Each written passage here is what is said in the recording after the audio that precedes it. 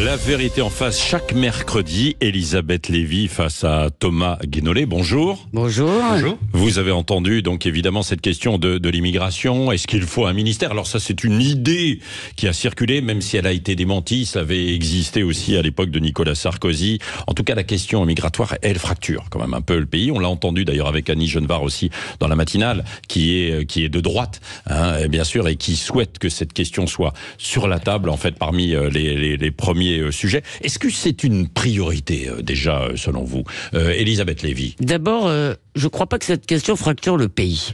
Ah bon? Je crois que tous les sondages en attestent, toutes les études en attestent. Il y a au contraire un assez grand consensus chez les Français, pratiquement autant d'ailleurs que pour les retraites dont on parlera tout à l'heure, pour dire qu'il faut réduire, contrôler. Alors après, tout le monde n'est pas d'accord. Les uns veulent le réduire drastiquement, les autres arrêter. Ouais. Les uns ne s'intéressent qu'à l'immigration illégale. Moi, je pense qu'il faut aussi s'intéresser à l'immigration légale, etc. Mais c'est une demande majoritaire des Français, en réalité. C'est vrai, dans des enquêtes d'opinion. Mais ça a fracturé le débat politique. Et dans toutes les enquêtes, on voit qu'une grande partie des électeurs de gauche, y compris d'ailleurs, et ça c'est intéressant, les électeurs d'origine immigrée, ceux qui sont assimilés, ils veulent pas du tout voir l'arrivée des derniers. C'est toujours d'ailleurs, c'est une constante. Donc voilà. Et deuxièmement, oui, c'est une priorité pour deux raisons.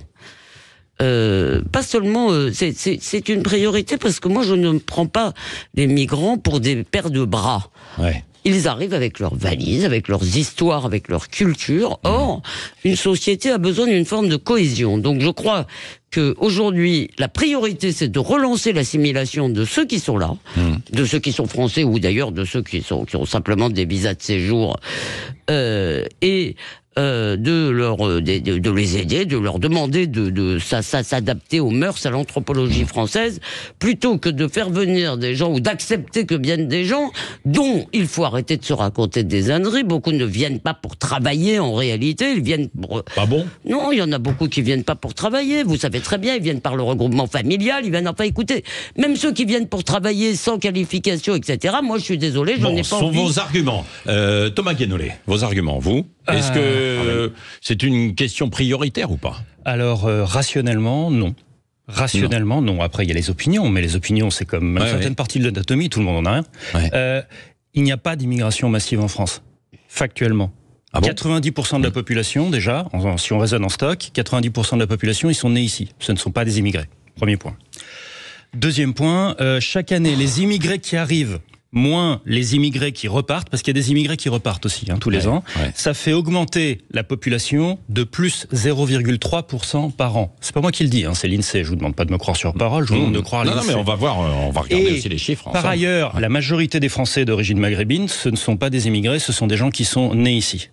Et donc, il y a deux conclusions importantes, me semble-t-il. La première, c'est que la théorie du grand remplacement, elle est tout simplement fausse. J'entends par là factuellement fausse. Je viens de vous donner les éléments. Et deuxièmement, les gens qui disent qu'il y a trop d'immigration, puisque c'est faux, je viens de vous le rappeler, en fait, ce qu'ils pensent, c'est plus vraisemblablement qu'il y a trop de Maghrébins dans ce pays. C'est leur droit de le penser, mais en réalité, je viens de le rappeler, la majorité des Maghrébins dans ce pays, ce ne sont pas des immigrés. Ce sont des gens qui sont nés ici et qui, par ailleurs, sont familialement d'origine maghrébine. Mais ils ne viennent pas d'ailleurs. Ils sont nés sur cette terre-là. Bon, Elisabeth Lévy. C'est génial parce que vous citez... Alors d'abord, si vous voulez, c'est génial. Ça, c'est la sociologie d'aujourd'hui. Elle dit aux gens, ce que vous voyez, vous ne le voyez pas. On vous dit que tous les ans, il y a 250 000 à 300 000 nouveaux immigrés qui viennent du Maghreb et de l'Afrique subsaharienne essentiellement, qui entrent en France. Mais ça, ce que les gens voient, c'est-à-dire que leur ville change, que leur rue change, qu'il y a certains quartiers où il n'y a plus que des commerces halal, par exemple. Non, ça n'existe pas. Deuxièmement, quand l'INSEE parle d'immigrés, pardon, puisque vous aimez l'INSEE, l'INSEE ne prend pas en compte seulement les gens qui sont nés à l'étranger, elle prend en compte ceux qui sont nés en France, deux parents nés à l'étranger ou d'un parent né à l'étranger. Donc déjà, vous êtes à côté de la plaque. Les immigrés, alors juste, il y a des Français de passeport qui sont considérés par l'INSEE dans l'immigration. Et deuxièmement... Est-ce que je peux faire une parenthèse, Elisabeth et Thomas, pour donner des chiffres? Mon cher Patrick. Il y a, ça c'était sur l'année 2022, il y avait plus de 5 millions d'étrangers en France et il y avait 7 millions d'immigrés nés hors de France. Ça, ce sont les chiffres. Donc, je pense que ça représente plus que les 10% dont vous avez parlé. Ce sont des chiffres. Vous venez de dire 7 millions d'immigrés, vous dites 5 millions d'étrangers et 7 millions à côté. Alors déjà, il ne faut pas... Alors d'accord, ok. Non, mais ce sont les chiffres. Non, attendez, justement. Je viens de vous donner la définition. On est en dessous de 7 millions, en réalité, mais c'est à peu près ça. L'ordre de grandeur est juste. Oui, effectivement, et nous sommes un petit peu moins de 70 millions en France. Donc ça fait bien 10% de la population qui sont des immigrés et 90% qui sont nés ici, c'est ce que je viens de dire tout à l'heure. Premier point. Deuxième point, les étrangers, vous devez prendre en compte que étrangers et immigrés, c'est pas la même chose. Et que donc vous avez un certain nombre d'étrangers dans ce pays, ça ne se recoupe pas exactement, qui sont nés en France. Ça, c'est un truc qu'on a tendance à oublier. Ça, vrai. Et donc, par ailleurs, quand Elisabeth dit 300 000, alors pour être plus exact, j'ai vérifié les chiffres pas plus tard que hier, encore une fois, le solde donc par an, en fait, il est de 200 000, pas 300 000, mais c'est vrai, 200 000, c'est toute immigration officielle, ça. Non, mais oui, alors. Parce qu'il y a officiel et clandestin. Non, mais il y a la question de l'immigration illégale. Oui, aussi, simplement, je dis juste que, encore une fois, les immigrés qui arrivent, moins les immigrés qui repartent, ça fait un solde de 200 000 et non pas 300 000 chaque année, et ça représente donc plus 0,3% de la population. C'est Elisabeth. En fait, Elisabeth m'apporte la contradiction avec des chiffres qui, en réalité, vont dans mon sens. Heureusement que je vous aime beaucoup, Thomas, parce que des fois c'est compliqué, parce qu'en fait si on ne s'accorde pas sur le récit, si on ne s'accorde pas sur les faits, si on ne parle pas le même langage en réalité, ça ne va pas, parce que bien entendu, rappelez-vous ce rapport sénatorial sur la Seine-Saint-Denis, qui nous disait qu'en réalité on n'était même plus capable de savoir combien il y avait d'immigrés illégaux en Seine-Saint-Denis. C'était plusieurs centaines de milliers. Vous le savez très bien, il suffit de sortir, de passer même pas de passer le périph', vous allez dans le 18e, vous allez à Saint-Denis, vous verrez, il y a beaucoup de nos villes où elle est visible. Et pourquoi je dis cela ? Parce que je reviens sur la question culturelle. Les Français et moi-même ne voulons pas arrêter l'immigration parce que nous sommes racistes. Je me fous complètement d'ailleurs de l'origine des gens, et en particulier tant que la machine à fabriquer des Français marchait. Pendant très longtemps, en tous les cas, disons, c'est la grande France de la Troisième République, la machine de la fin de la si vous voulez, la machine à fabriquer des Français, elle a marché avec n'importe qui. Des gens venaient de l'étranger, ils rentraient dans le grand bain français, une génération, c'était fini. Chacun gardait ses petites bizarreries, ses petites, ses dieux, ses croyances, etc., ses traditions. Oui, je dis ça avec affection. Moi aussi, je viens d'une famille où il y a beaucoup de petites bizarreries. Donc, et tout ça roulait parce que tout le monde acceptait qu'en France, on se balade en mini-jupe, qu'en France, on peut se moquer de ton Dieu, qu'en France, etc., etc. Aujourd'hui, la question, si vous voulez, c'est pour ça que je n'aime pas qu'on la mette sur le plan simplement économique, en dehors du fait que, comme l'ont bien montré les Danois et la gauche danoise, si on veut sauver nos systèmes de solidarité, si vous voulez, on ne va pas pouvoir continuer. Mais aujourd'hui, la question, elle est culturelle. Est-ce que nous voulons vivre dans un pays multiculturel, un pays où il l'est déjà aujourd'hui. Non. Un pays multiculturel, ça n'est pas un pays où il y a plusieurs cultures. Ça, c'est un peu, à part la Corée du Nord, c'est un peu le cas de tout le monde. Un pays multiculturel, c'est un pays où toutes les cultures sont à égalité dans l'espace public. T'as ta burqa, j'ai ma mini-jupe et tout va bien. Non, ma mini-jupe a plus de droits que la burqa dans ce pays, et ça doit le rester. Les Français, juste la question que pose Guy Lui, qui est quand même pas un type de droite, c'est de dire est-ce que les Français veulent et peuvent devenir culturellement minoritaires chez eux. Oui, Thomas Guénolé. Oui, sur ce point. Je suis content qu'on parle de ça, effectivement, parce que la question culturelle doit être traitée et doit être débattue. Je pense effectivement que la culture de la France n'est pas en danger. Je voudrais être très clair là-dessus. La culture de la France, elle a toujours évolué, elle évoluera toujours, et c'est très bien comme ça. La France, elle porte le nom d'une tribu germanique, les Francs. Elle parle une langue qui provient d'une langue d'Italie centrale, qui est le latin. Sa religion historiquement dominante, elle est née au Proche-Orient, c'est le christianisme. Dans le top 10 des plats préférés des Français, à l'heure où je vous parle, vous avez un plat italien qui est la pizza, vous avez un plat maghrébin qui est le couscous, et vous avez un plat espagnol qui est la paella. Dans le top 5 des séries préférées des Français, est-ce que vous croyez que vous avez du Maupassant ou du Molière ? Non, vous avez Grey's Anatomy, The Witcher et The Last of Us. Vous dites que donc vous, c'était... Et pour terminer... Oui. Non mais juste pour le panorama, bien sûr. dans le top 3 des livres préférés des Français, vous pensez que vous avez quoi ? quoi? Maupassant, Victor Hugo, vous avez le japonais One Piece et l'anglais Harry Potter. Et donc je suis d'accord avec Elisabeth Lévy sur un point fondamental, nous ne sommes pas dans le multiculturalisme parce que pour avoir des cultures séparées dans le même territoire, il faut avoir un système d'apartheid. Ouais. Nous ne sommes pas dans cette situation. Nous sommes dans une situation où il y a une culture française, mais la culture française réelle, celle que nous vivons tous autour de cette table, dans les livres que nous lisons, dans les séries télé que nous regardons, dans nos mœurs, en fait, est très loin de cette culture française absolument fictive avec laquelle on nous bassine et qui en réalité consiste juste à répéter en boucle que nous ne sommes pas maghrébins. Je pense qu'Elisabeth Lévy va vous répondre dans un instant, juste évidemment. Si elle n'est pas tombée dans les pommes, parce que ce que j'entends... Attendez.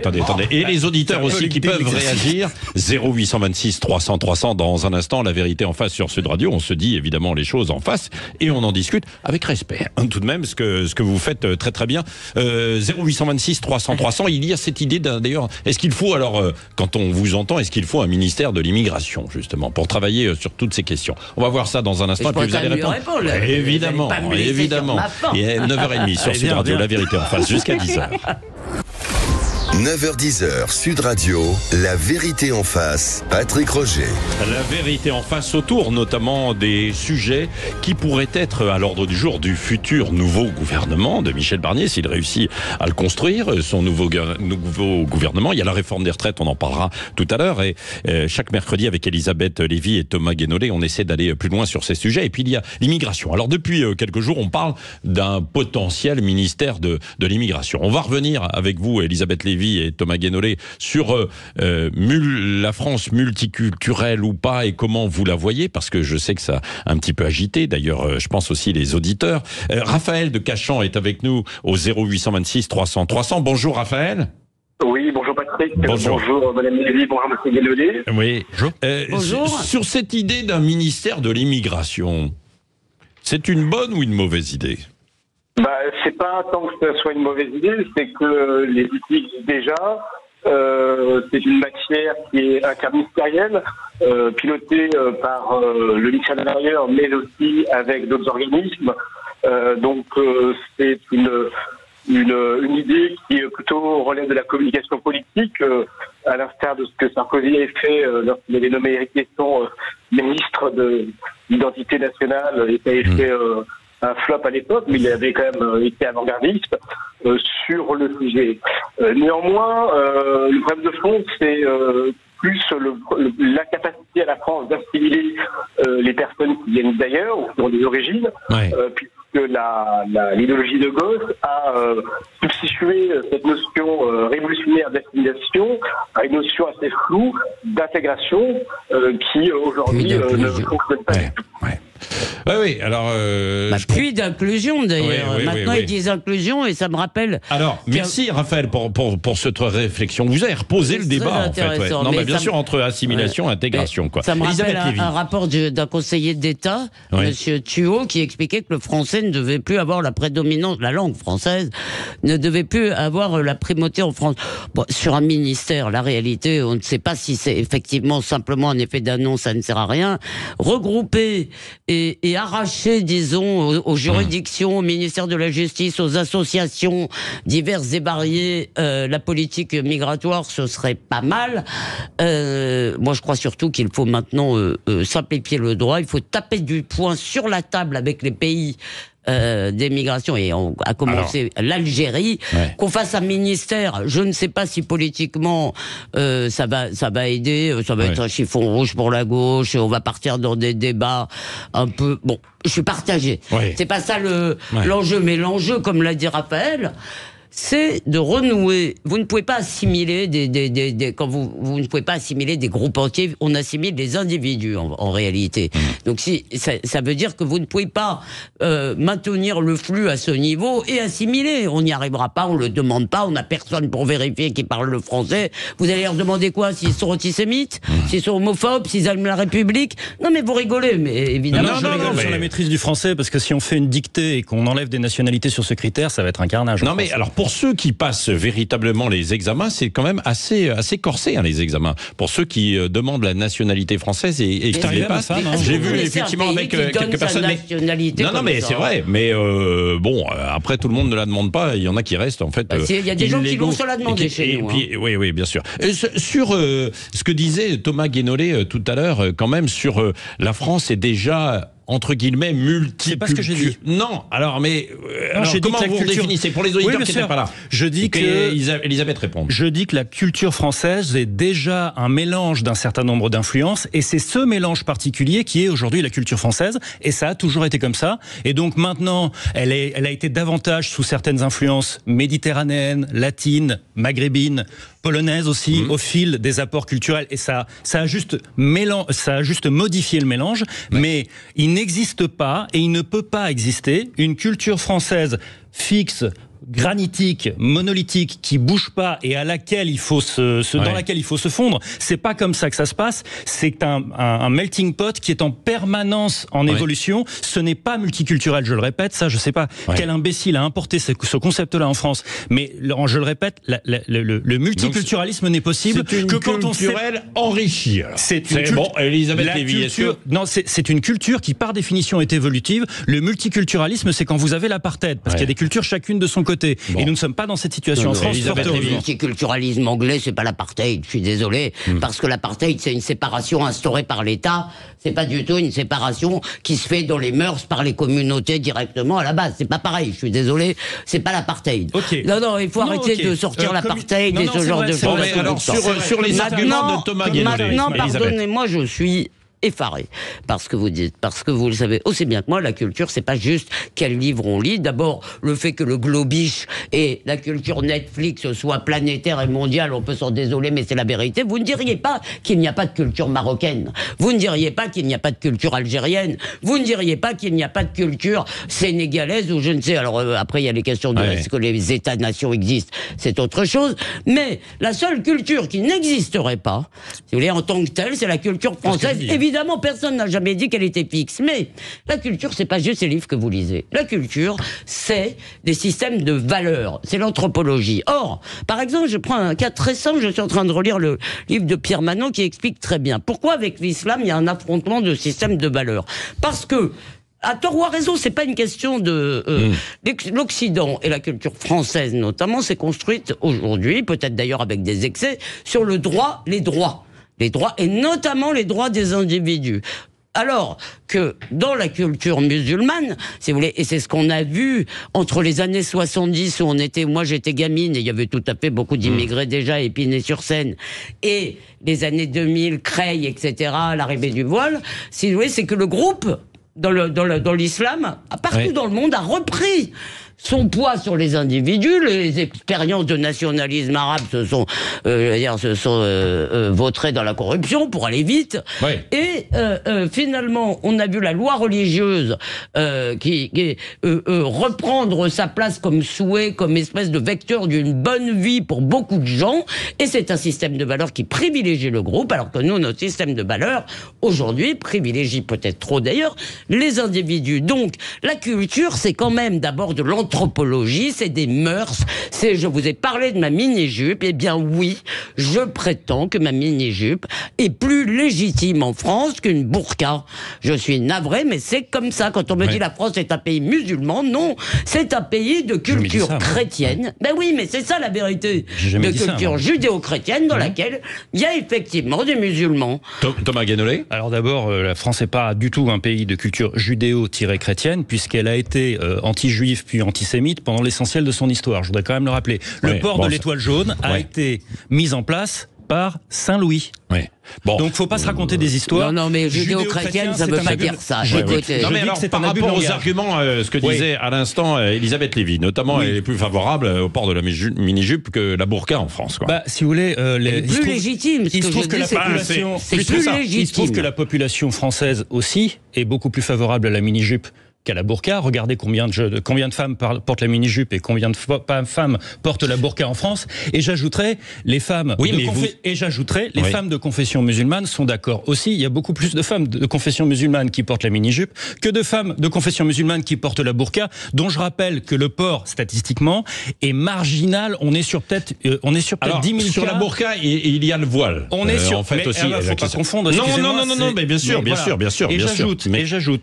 Mais là, quand même, il y a un point. Et je dis que j'ai jamais dit que la France était multiculturelle ou que je souhaiterais qu'elle le soit, mais je maintiens effectivement que on se raconte des histoires sur ce qu'est la culture française aujourd'hui. Ouais. La culture française aujourd'hui. Attends. Ouais. La culture française aujourd'hui, c'est effectivement qu'est-ce que nous regardons à la télévision, quelles séries télé nous regardons, quels livres nous lisons, quelles sont nos valeurs, effectivement. Mais parlons-en de nos fameuses valeurs.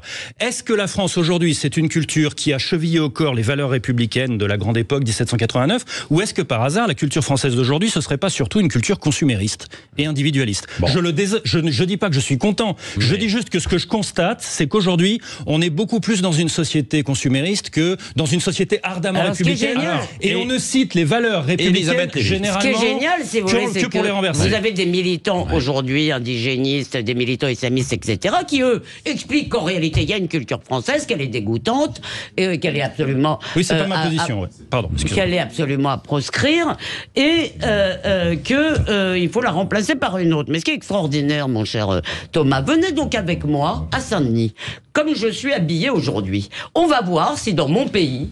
D'accord, j'ai le droit de me balader comme je suis habillé aujourd'hui. Eh bien, je vous fiche mon billet qu'en plus de ceux qui me diront « Ah, c'est toi la juive ou c'est toi la sioniste ?» si tu veux, il y aura ceux qui me siffleront en me disant « Mais moi, je m'en fous, hein, ça me dérange pas. » ou qui me diront des horreurs. Et encore, c'est parce que vous m'accompagnerez. Donc, arrêtez de faire comme si il n'y avait rien n'avait changé. Vous appelez ça comme vous voulez, mais les gens le voient. Les gens le voient. Ils voient, et en particulier... Ils voient quoi? Ils voient que dans certains pans de leur territoire, les mœurs françaises n'ont plus cours. Ils voient que dans les écoles... Les professeurs vous le disent, quand vous avez dans des écoles alors la langue française contestée d'abord par les imbéciles wokistes qui veulent imposer l'écriture inclusive, et de l'autre côté par les islamistes qui veulent pas dire ci ou ça, ou qui veulent pas regarder tel cours, etc., etc. Les incidents se sont multipliés à l'école. C'est tous les rapports en attestent. Et ce que vous ne comprenez pas, cher Thomas, c'est que ce qui désespère les gens, mais vraiment, là, je vous le dis, parce que avec toute l'amitié que j'ai pour vous, ce qui désespère les gens, c'est qu'on leur dise en permanence ce que vous vivez, vous ne le vivez pas. Tout ça, c'est le grand bas planétaire. Allez, on va continuer dans un instant. Thomas Guénolé va vous répondre. On va continuer sur ce sujet. La réforme des retraites, on la reverra. Je pense qu'on aura l'occasion d'y revenir. Mais parce que ça, c'est passionnant. Et vous avez beaucoup d'arguments. Et je sais qu'il y a des auditeurs aussi qui veulent réagir. Je défends les quinquagénaires et les sexagénaires qui devraient quand même... Non, moi, je veux travailler. Je veux pas que des jeunes travaillent pour moi plus longtemps. Jusqu'à quel âge vous voulez travailler? Tant que j'en serai capable, tant qu'il y aura des médias pour me faire travailler. Et surtout, si je dis que je ne veux pas travailler un peu plus, ça veut dire que je compte sur vos enfants. Le débat, on le refera ça. Mais on va poursuivre quand même sur toutes ces questions, effectivement, d'intégration, d'assimilation. Et puis, on voit bien le clivage, en fait, autour quand même des questions migratoires. Et au 0826 300, il y a des réactions. Nous sommes ensemble, la vérité en face. On se dit les choses sur Sud Radio jusqu'à 10h.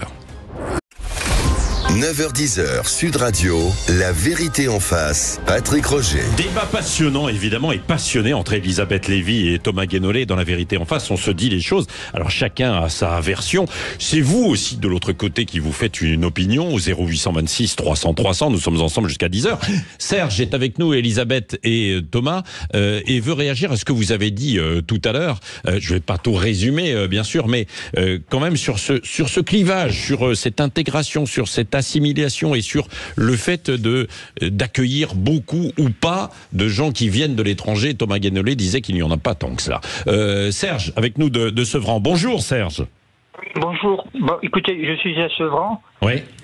Bon, vous dire ce que je vis. Je suis, entre guillemets, la seule personne française que je vois dans la ville. Je prends le métro, c'est des personnes de l'immigration.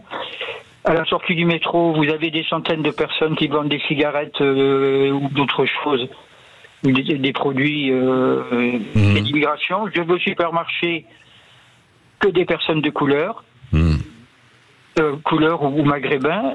On voit de plus en plus de tchadors. Il faut savoir que Sevran, avant, c'était une banlieue ouvrière avec des petits pavillons. Au nord de Paris, hein. Ouais, c'est au nord de Paris. Hein, au nord de Paris, oui, je vous dis Sevran, mais j'étais à Pierrefitte, j'étais à Stein, j'étais à Garges-les-Gonesse, et toutes ces petites villes autour de Paris ont changé de population. Par contre, quand depuis des années, hein, Serge, parce que ces gens-là dont vous parlez peuvent être nés en France depuis des générations, d'ailleurs. Écoutez, je leur demande pas leur pièce d'identité. Bien évidemment, il y a une partie qui sont françaises. Alors, ce que je peux dire, c'est que il y a beaucoup des enfants d'émigrés, ils ont envie de vivre comme les Français, d'être Français, mais ils sont assez mal à l'aise vis-à-vis des Français et il y a des questions qui se posent. C'est la première chose. Deuxième chose, je suis confronté au racisme. Au vrai, je parle de racisme vis-à-vis des Blancs. Je peux vous donner des exemples, je peux vous donner 10, les agressions verbales, les gens qui vous répondent pas. Vous asseyez sur une place de bus à côté d'une femme voilée, elle se lève, elle s'en va, il y a son frère qui vient se mettre à côté de vous, et à côté elle commente en disant que les Français ils ont rien compris, ils comprennent rien, enfin, des petits détails. Donc, et dans cette ville, c'est là, c'est une des villes où lorsqu'il y a eu la révolte des jeunes, et à côté, il y a un carrefour. En face du carrefour, il y a un magasin qui a complètement brûlé. Maintenant, il y a un trou. En face, il y avait un Lidl. Un Lidl qui, pareil, a été complètement détruit. Donc, vous avez une partie de la population qui s'intègre, qui veulent vivre à la française, mais il y a une partie de plus en plus importante de gens qui sont réactifs. Alors, la question, c'est à savoir la place que l'on laisse, nous les Français, à ces gens venant d'immigration, parce qu'il y a aussi un rejet des Français parce que vous êtes immigrés. Moi, je vois dans ma famille, il y en a qui tiennent des propos infects. Mais c'est ça.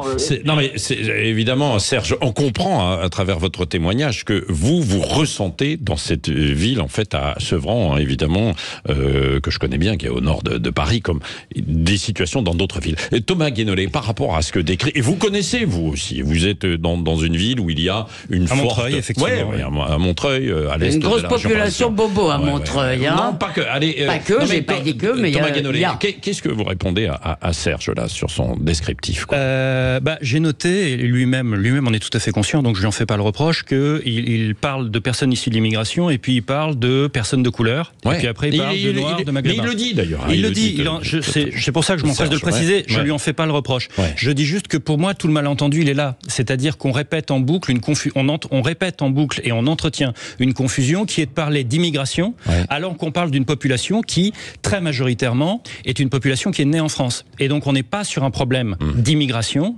Et donc tous ces débats sur un ministère de l'immigration, durcir les conditions migratoires, etc., tout ça, en fait, c'est d'une chasse au Dahu. Parce que c'est pas ça le problème. Le problème, c'est comment, concrètement, on fait société sur des valeurs communes et sur un récit commun. Le débat sur qu'est-ce que c'est que notre identité collective, sachant qu'elle ne correspond plus à la France d'il y a 50 ans, effectivement. Et là-dessus, d'une phrase, ce qui m'inquiète beaucoup, c'est que quand Elisabeth parle de l'aspect anthropologique, je suis d'accord avec elle là-dessus, c'est quelque chose qu'il faut traiter. Un des problèmes qu'on a en tant qu'espèce, c'est que les groupes humains ont tendance à se définir d'abord, en termes d'identité, contre ce qu'ils ne sont pas. Et ce qui m'inquiète beaucoup, c'est que de plus en plus, de nos jours, être français, quand les gens qui essayent de définir ce que c'est qu'être français, ils répètent surtout en boucle qu'être français, c'est ne pas être maghrébin. Et je trouve ça très mais dangereux. Ce que disait Serge, en fait, dans sa famille... Mais si, attendez juste, pour Elisabeth, parce qu'il est 9h54. Par exemple, quand on parle de racines chrétiennes, on parle jamais du message de Jésus de Nazareth. D'accord, attends là, excuse-moi Thomas, Elisabeth Lévy. Répondez. D'abord, évidemment, la France, contrairement d'ailleurs à d'autres pays, quand vous êtes japonais, en réalité, c'est une définition ethnique. Qu'on le veuille ou pas, c'est comme ça. La France ne se définit pas ethniquement et on peut donc être un excellent Français, un Français qui apporte beaucoup à la communauté nationale, qui lit les romans classiques et Madame Bovary que Monsieur Guénolé m'a dit, que je relis, dont Monsieur Guénolé m'a dit que c'était ennuyeux. J'ai dit que je préfère Salammbô. Non, vous m'avez dit que Madame Bovary c'est ennuyeux. Oui, aussi. Donc, voilà.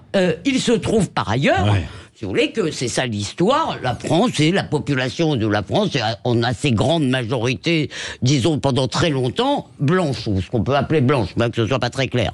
Parce que évidemment, vous avez des Algériens qui sont tout à fait blancs. Enfin bon, tout ça n'est pas non plus. Mais. Si vous étiez à Dakar, ou dans un village autour de Dakar, encore plus, et que vous retrouviez avec que des blancs, là vous remarqueriez qu'il n'y a que des blancs, vous diriez, dis donc, c'est bizarre. Est-ce que vraiment, ce qui s'est passé un peu autant dans certains quartiers, autant des colonies. Qu'est-ce qui se passe? Oui, ils l'ont marqué. C'est pour ça que je vous ai parlé du village. Ils l'ont marqué d'ailleurs. Thomas, c'est des sujets difficiles. C'est pour ça que je vous ai parlé du village à côté de Dakar. C'est-à-dire que oui, les pays ont des histoires. Voilà. Donc, effectivement, ce monsieur, ce qui le gêne en réalité, je pense, c'est pas la couleur de peau des gens, c'est qu'il y a effectivement une forme de sécession qui commence par appeler les autres les Français. Et quand vous me dites la culture française, moi je vais vous dire quelque chose qui est pour moi au cœur de la culture française aujourd'hui. Et d'ailleurs, qui a fait grand débat en France, c'est le droit au blasphème. D'accord ? C'est inimaginable pour la plupart des musulmans, y compris pas islamistes, pas ceci, pas cela. C'est inimaginable qu'on puisse faire des caricatures de leur Dieu. Eh bien, moi, je dis, par exemple, vous êtes bienvenus dans ce pays. Il faut savoir que ici, on n'enquiquine pas les homosexuels, on n'enquiquine pas les juifs, on n'enquiquine pas les ceci, les cela, les nanas. Je veux dire, parce que, en plus, l'islam a quand même un problème avec l'altérité quand il est majoritaire. Donc, à partir de là, vous pouvez venir d'où vous voulez, on s'en fout. À condition qu'économiquement, ça ait du sens, si vous voulez. Voilà. Donc, le problème, c'est ça, c'est que vous avez... Elisabeth Badinter, c'est quand même pas une facho, c'est elle qui a commencé par dire qu'il y avait un deuxième peuple. C'est François Hollande qui parlait de partition, aux journalistes du Monde pour après dire que ça n'existait pas. Donc, merci en tout cas à tous les deux, Thomas Guénolé et Elisabeth Lévy, ainsi qu'aux auditeurs qui nous ont suivis, qui ont appelé. Évidemment, j'ai pas pu donner la parole en fait à tout le monde. C'était un sujet. Non, bien sûr, parce que c'était un sujet fondamental, évidemment, sur la société, pour vivre en société, pour vivre ensemble, évidemment. Et c'est extrêmement complexe et il faut savoir jusqu'où on va pour cela. 9h57, dans un instant, Valérie Expert, André Berkoff ensuite à suivre à midi.